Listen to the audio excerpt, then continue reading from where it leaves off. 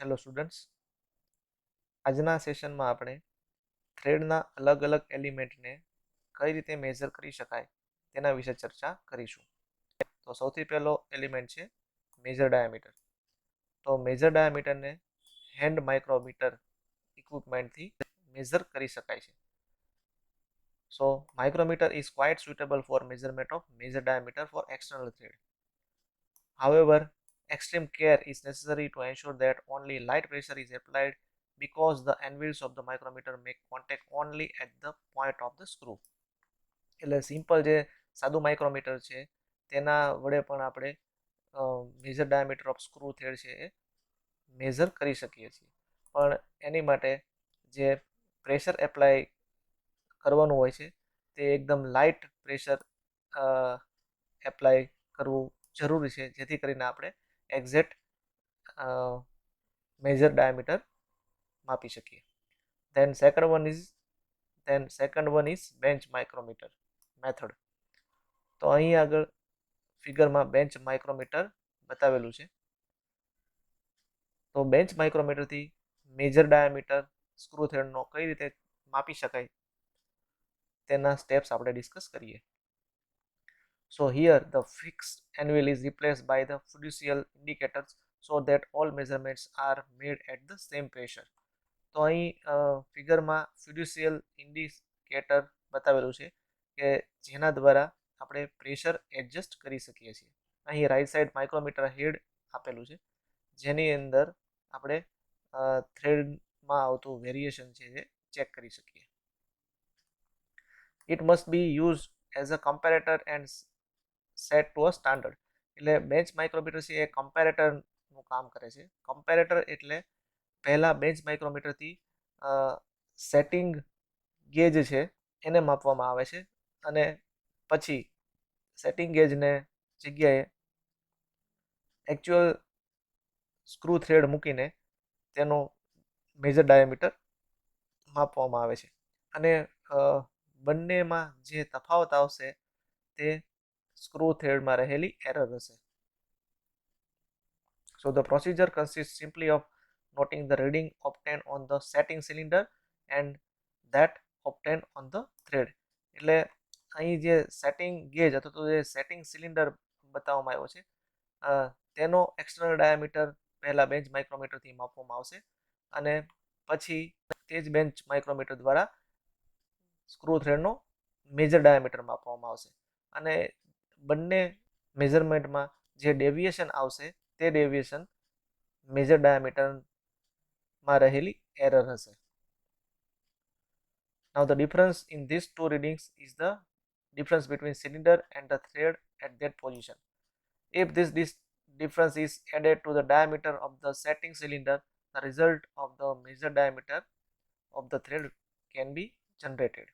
So D is the calibrated diameter of the setting cylinder, R1 is the micrometer reading on the setting cylinder, and R2 is the micrometer reading on the thread. Then measure diameter of the screw is equal to D plus or minus R2 minus R1. તો આ ફોર્મ્યુલાની મદદથી આપણે bench micrometer વડે screw થ્રેડનો major diameter measure કરી શકીએ છીએ. Second element is minor diameter of external screw thread. તો થ્રેડનો minor diameter કઈ રીતે ચેક થાય એના વિશે આપણે ચર્ચા કરીએ. Now bench micrometer is used to measure minor diameter of screw thread. તો માઇનોર ડાયામીટર ચેક કરવા માટે પણ બેન્ચ માઇક્રોમીટરનો ઉપયોગ કરી શકાય છે. Here small V shape which makes contact with the root of the thread are used. તો અહીંયા તમે જોઈ શકો છો કે જે એન્વિલ જે છે એનો જે શેપ છે એ નાના V શેપ જેવો છે, જેથી કરીને તે થ્રેડના રૂટ્સમાં બરાબર રીતે મેચ થઈ શકે. So this V pieces having suitable radius at the end and included angles less than the angle of the thread to be checked. એટલે અહીં તમે જોઈ શકો છો કે જે એન્વિલ છે એની જે રેડિયસ જે છે એ ખૂબ જ નાની હોય છે, અને તેનો ઇન્ક્લુડેડ એંગલ જે છે એ થ્રેડ એંગલ કરતાં ઓછો હોવો જરૂરી છે, જેથી કરીને પ્રોપર રીડિંગ મળી શકે. The V pieces are mounted on the each side of the workpiece with their bases against the anvil of the micrometer and reading is noted. તો આ રીતે ફિગરમાં બતાવ્યા પ્રમાણે થ્રેડની બંને ઓપોઝિટ સાઈડના જે થ્રેડ છે તેના રૂટ સાથે એન્વિલ ટચ થશે અને થ્રેડનો ઇન્ટરનલ અને થ્રેડનો માઇનર ડાયામીટર ચેક થઈ શકે છે. The thread workpiece is replaced by the standard reference cylinder setting gauge of the diameter equal to the minor diameter of the screw to be measured and second reading of micrometer is taken. એટલે જે સાઇઝનો minor diameter હશે એ જ સાઇઝનો standard cylinder જે છે એને પણ આ જ બેન્ચ માઇક્રોમીટર વડે મેઝર કરવામાં આવે છે અને બંને ઓપરેશન દરમિયાન જે ડેવિએશન હશે તે minor diameter માં રહેલી error હશે. So R1 is the micrometer reading on the standard cylinder gauge, R2 is equal to micrometer reading on thread workpiece, and D is the diameter of the cylindrical gauge. So minor diameter of the thread is equal to D plus or minus R2 minus R1. તો આ ફોર્મ્યુલાથી આપણે screw થ્રેડનો minor diameter માપી શકીએ છીએ. એની પછી છે measurement of effective diameter.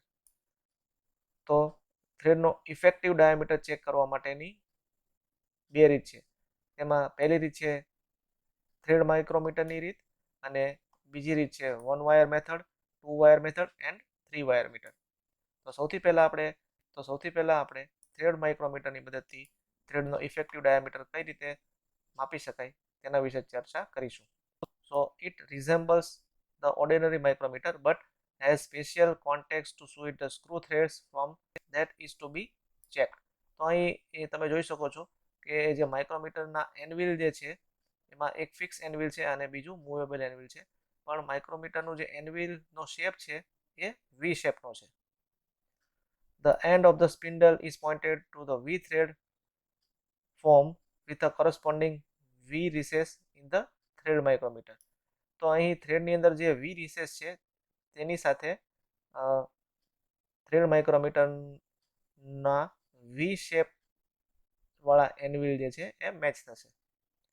The flanks of the thread should come into contact with screw thread while measuring the thread. The anvils are then made to contact the thread to be checked and the reading is taken, which gives the pitch diameter of the or effective diameter of the thread. તો આ રીતે ફિગરમાં બતાવ્યા પ્રમાણે માઇક્રોમીટરનું setting screw thread સાથે કરવામાં આવે છે અને માઇક્રોમીટરમાં રીડિંગ ચેક કરવામાં આવે છે. It is preferred to use separate thread micrometer for every size of screw thread to be gauged. Otherwise, there will be a small error inherent in the thread micrometer.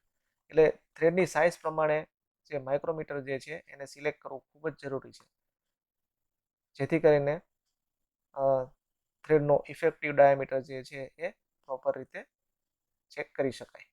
Next method is 1 wire method. So construction and working of 1 wire method is something like this. The V pieces used for measuring minor diameter being replaced by steel wire or cylinders in this method. અહીં માઇક્રોમીટરના વી શેપના એન્વિલ જે છે તેની બદલે flat એન્વિલ વાળું micrometer use થાય છે અને સાથે સાથે અહીં જે સર્ક્યુલર શેપ બતાવ્યું છે તે એક સર્ક્યુલર વાયર છે જે સ્ટીલનો બનેલો છે. These wires are made of hardened steel to sustain the wear and tear. એટલે આ હાર્ડન સ્ટીલનો બનેલો વાયર છે જેને થ્રેડની વચ્ચે રાખી અને માઇક્રોમીટર વડે આ રીતે ફિગરમાં બતાવ્યા મુજબનું રીડિંગ માપવામાં આવે છે. In this method only one wire is used. એટલે આ મેથડમાં ફક્ત આ એક જ વાયરનો ઉપયોગ કરવામાં આવે છે. That's why it is called one wire method. It is placed between two threads on one side and the anvil of the measuring micrometer contacts the crest of the other side. એટલે આ ફિગરમાં બતાવ્યા પ્રમાણે ફ્લેન્કની વચ્ચે વાયરને આ રીતે મૂકવામાં આવે છે અને તેના ઓપોઝિટ એન્ડ ઉપર માઇક્રોમીટરના એન્વિલને ક્રેસ્ટ સાથે ટચ કરવામાં આવે છે. First, the micrometer reading is noted on the standard gauge whose dimension is nearly same as to be obtained by this method.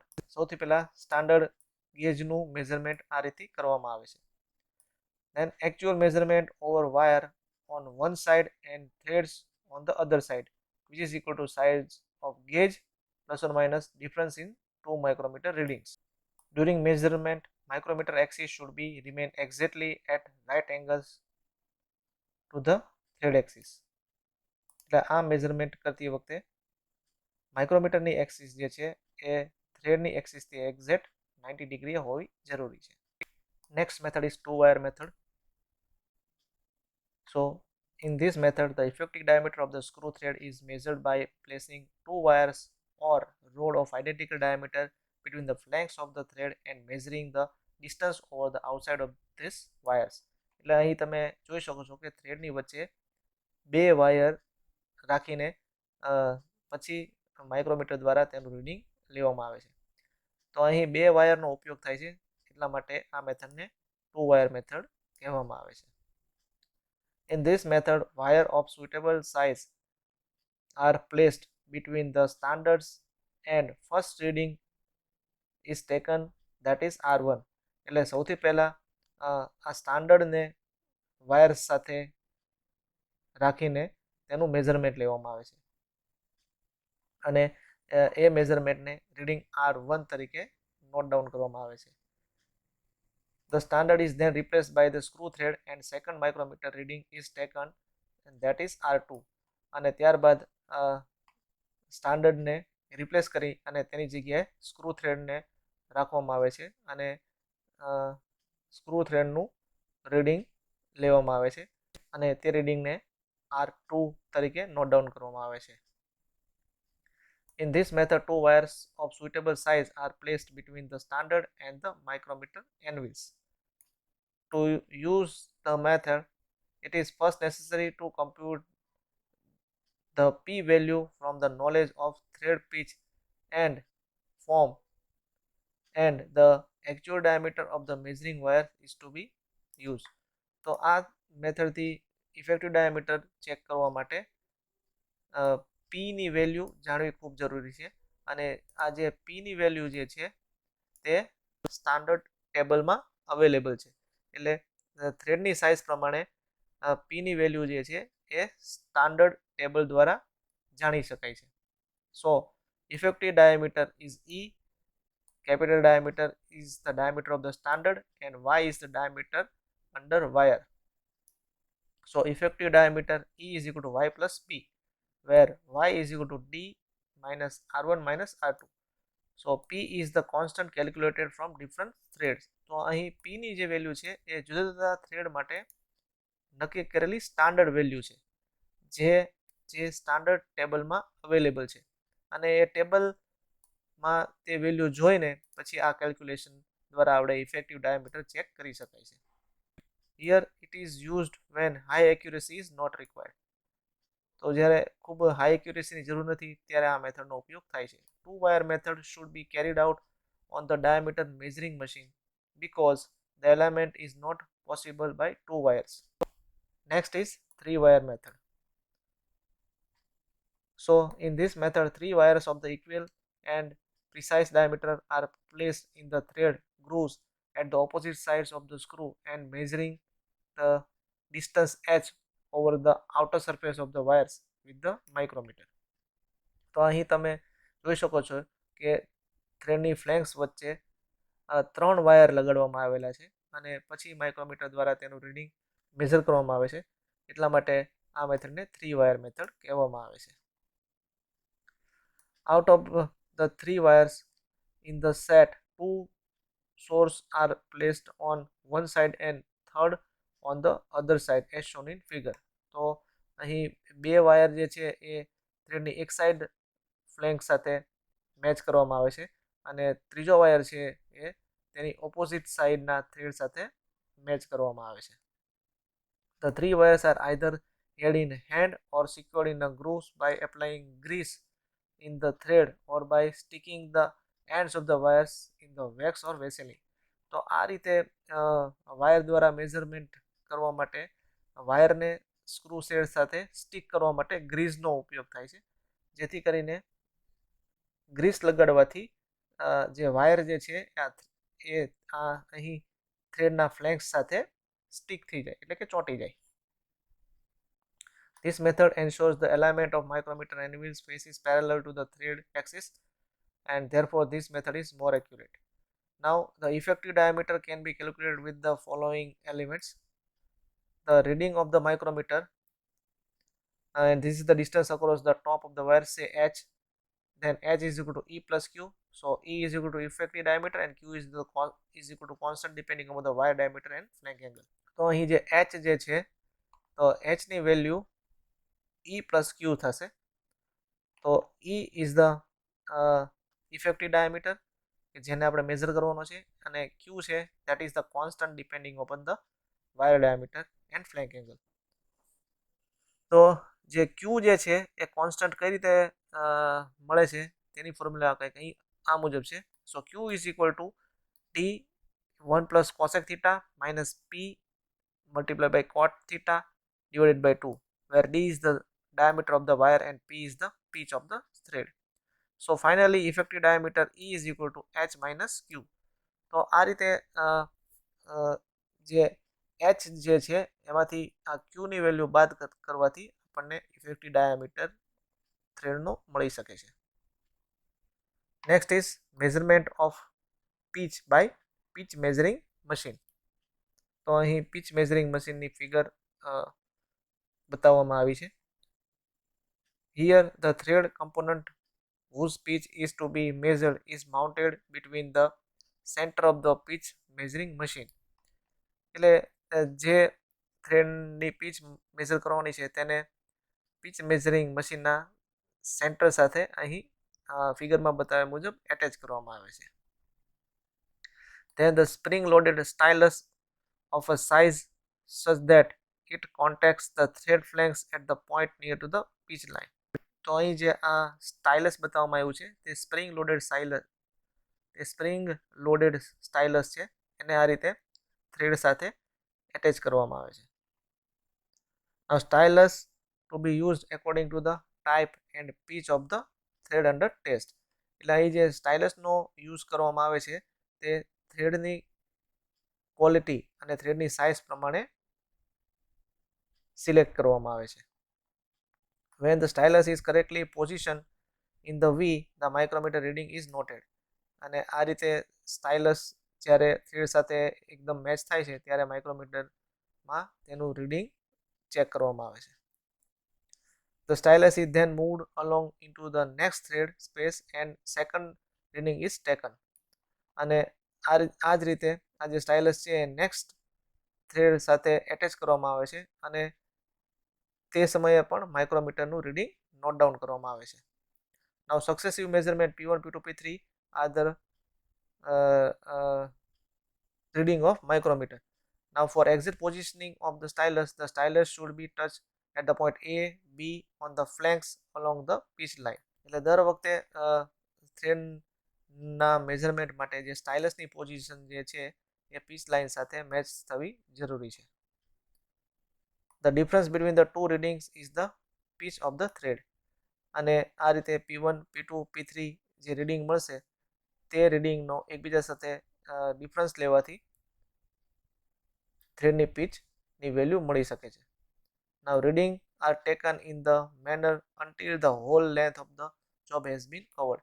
અને આ રીતના જે રીડિંગ જે છે એ દરેક થ્રેડ ઉપર લેવામાં આવે છે.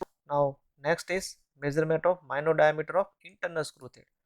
હવે ઇન્ટરનલ સ્ક્રૂ થ્રેડનો માઇનોર ડાયામીટર કેવી રીતે ચેક કરવો તેની મેથડ કંઈક આ મુજબ છે. So first is using taper parallels.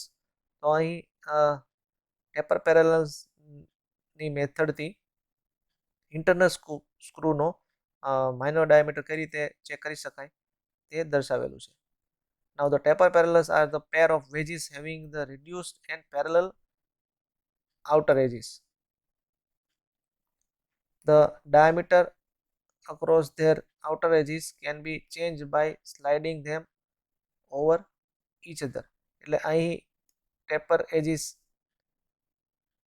A અને B ઇન્ટરનલ સ્ક્રૂની વચ્ચે એકબીજા સાથે ટચ કરી અને એકબીજા સાથે ફિક્સ કરવામાં આવે છે. Then inside the thread, taper parallels are inserted and adjusted until firm contact is established within the minor diameter as shown in figure. અને આ રીતે ટેપર પેરેલલ્સને ઇન્ટરનલ થ્રેડની વચ્ચે એકબીજા સાથે ફિક્સ કરી અને સેટ કરવામાં આવે છે.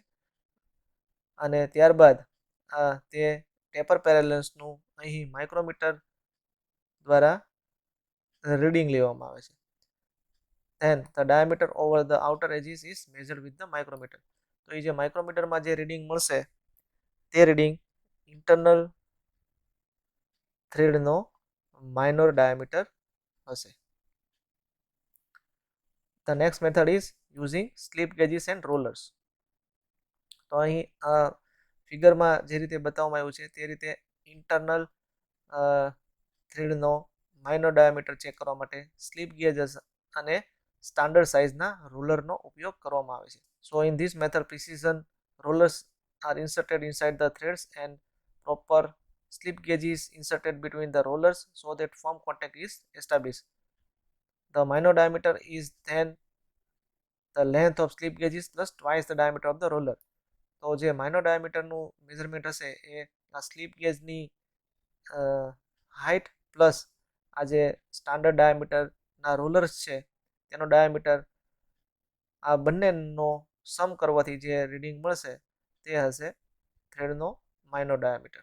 Next is measurement of pitch of internal screw thread. So the pitch of the internal screw thread can be measured by pitch measuring machine by using an adapter. The adapter carries a bar which can be inserted into the thread hole of the component. The stylus engage with the thread in the usual manner. અને થ્રેડની સાથે જે આ સાઇલસ છે જે એ તેની pitch line સાથે exact match થાય તે રીતે સેટ કરવામાં આવે છે. The ring gauges internal thread component is mounted in the chuck on the thread chuck on the head stock of the machine which will accommodate rings of various sizes. તો ફિગરમાં બતાવ્યા પ્રમાણે internal થ્રેડને આ રીતે ચક દ્વારા fix કરવામાં આવે છે. The space by space movement of the stylus can be measured with the help of micrometer. અને 1/1 થ્રેડની અંદર આ સ્ટાઇલસને એડજસ્ટ કરી અને દરેક વખતે માઇક્રોમીટરનું રીડિંગ છે એ ચેક કરવામાં આવે છે અને એ રીતે પિચ મેઝરિંગ મશીન દ્વારા ઇન્ટરનલ થ્રેડની પિચ મેજર કરી શકાય છે. Now next is thread gauges.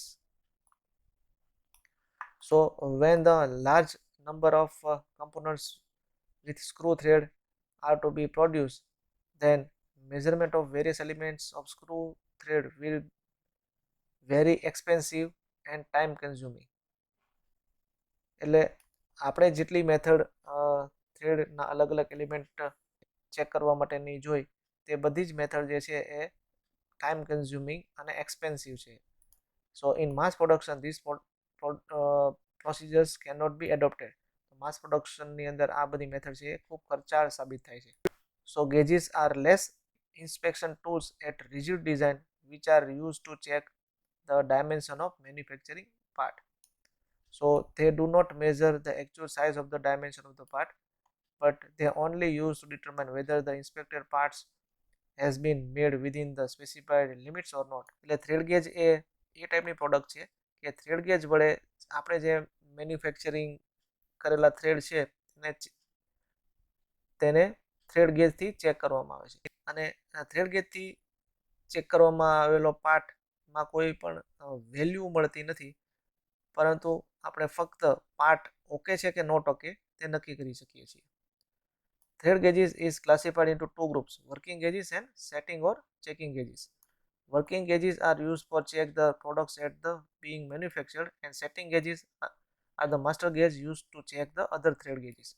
તો અહીં ફિગરમાં external screw thread plug gauge છે એ બતાવવામાં આવ્યો છે, જેની અંદર અહીં લખ્યું છે ગો ગેજ. મીન્સ કે આ external screw thread plug gauge દ્વારા મેન્યુફેક્ચરિંગ કરેલો ઇન્ટરનલ સ્ક્રૂ થ્રેડ છે એ ચેક કરવામાં આવે છે. એટલે આપણે જે ઇન્ટરનલ સ્ક્રૂ થ્રેડ વડે પાર્ટ બનાવ્યો છે તે ઇન્ટરનલ સ્ક્રૂ થ્રેડ આ એક્સટર્નલ પ્લગ ગેજ વડે ચેક કરવામાં આવે છે. એટલે આ એક્સટર્નલ પ્લગ ગેજ છે જો એ ઇન્ટરનલ થ્રેડમાં ફિટ બેસી જશે તો આપણો પાર્ટ જે છે એ ઓકે છે એવું આપણે કહી શકીએ. So it is used to check internal screw thread. Here screw length is equal to the work length of the engagement. તો આ જ રીતે બીજો નો ગો ગેજ હશે, એટલે આપણે જે ઇન્ટરનલ થ્રેડ્સ ડેવલપ કર્યા છે, એટલે આપણે જે ઇન્ટરનલ થ્રેડ્સ મેન્યુફેક્ચર કર્યા હશે નોગો ગેજથી ચેક કરવાના રહેશે. તો નોગો ગેજથી જ્યારે ચેક કરીએ ત્યારે એ ઇન્ટરનલ થ્રેડમાં આ ગેજ જે છે એ ફિક્સ થવો જોઈએ નહીં. એટલે બે ટાઈપના ગેજ હશે, એક હશે ગો ગેજ અને બીજો હશે નો ગો ગેજ. તો ગો ગેજથી જ્યારે ઇન્ટરનલ થ્રેડ આપણે ચેક કરીએ ત્યારે ગો ગેજ જે છે એ ઇન્ટરનલ થ્રેડમાં ફિક્સ થઈ જવો જોઈએ, અને નો ગો ગેજથી જ્યારે આપણે તે જ ઇન્ટરનલ ગેજને ચેક કરીએ, તે જ ઇન્ટરનલ થ્રેડને ચેક કરીએ ત્યારે નો ગો ગેજ છે એ ઇન્ટરનલ થ્રેડમાં ફિક્સ થવો જોઈએ નહીં. એટલે આપણે એવું કહી શકીએ કે go should go and no go should not go. જો આ કન્ડિશન મેચ થશે તો આપણો જે મેન્યુફેક્ચરિંગ કરેલો ઇન્ટરનલ થ્રેડ છે એ ઓકે છે. એ જ રીતે માઇનોર ડાયામીટર ચેક કરવા માટે પણ ગો નોગો ગેજનો ઉપયોગ થાય છે. તો આ અહીં નોગો ગેજ છે, તો આ નોગો ગેજ જે છે એ માઇનોર ડાયામીટરની અંદર જવો જોઈએ નહીં. એ જ રીતે screw gauges for external screw thread. તો જે રીતે ઇન્ટરનલ સ્ક્રૂ થ્રેડ ચેક કરવા માટે આવા પ્લગ ગેજીસનો ઉપયોગ થાય છે, એ રીતે એક્સટર્નલ સ્ક્રૂ થ્રેડને ચેક કરવા માટે આ ટાઈપના રિંગ ગેજીસનો ઉપયોગ થાય છે. તો રિંગ ગેજીસની અંદર ઇન્ટરનલ થ્રેડ હશે જે આપણે મેન્યુફેક્ચર કરેલા એક્સટર્નલ થ્રેડને ચેક કરશે. ગો ગેજના થ્રેડ છે એ આપણે મેન્યુફેક્ચર કરેલા થ્રેડ ઉપર એકદમ ફિક્સ થઈ જવા જોઈએ, અને તે જ થ્રેડને આપણે જ્યારે નોગો રિંગ ગેજ વડે ચેક કરીએ ત્યારે નોગો રિંગ ગેજના જે થ્રેડ છે એ આપણે પ્રોડ્યુસ કરેલા થ્રેડ ઉપર ફિક્સ થવા જોઈએ નહીં. એટલે કે again go should go and no go should not go. તો આ કન્ડિશન જો મેચ થશે તો આપણે મેન્યુફેક્ચર કરેલા થ્રેડ છે એ ઓકે છે. તો આ સાથે થ્રેડ મેઝરમેન્ટનો આ સેશન અહીં પૂરો થાય છે. Thank you very much.